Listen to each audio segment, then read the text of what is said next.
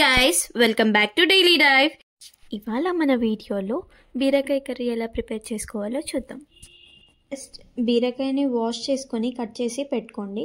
ఆ తర్వాత stove on చేసుకొని ఒక కడాయిలో ఆయిల్ వేసుకొని ఆయిల్లో జీలకర్ర, ఆవాలు, శనగపప్పు, మినపప్పు వేసుకొని అవి కొంచెం వేగాక ఆనియన్స్ వేసుకొని లైట్ బ్రౌన్ వచ్చేంత వరకు ఉంచొచ్చాక గార్లిక్, కరివేపాకు యాడ్ చేసుకొని ఫ్రై అయ్యాక బీరకాయ ముక్కల్ని కూడా యాడ్ చేసుకొని పసుపు, ఉప్పు వేసి మంచిగా కలుపుకొని మూత పెట్టుకొని ఒక 5 minutes మగ్గనివ్వండి.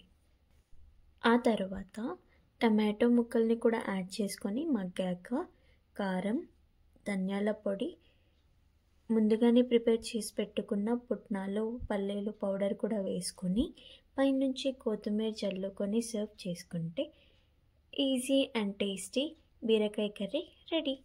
మీకు మా రెసిపీ నచ్చినట్టయితే please do like, share and subscribe to our channel.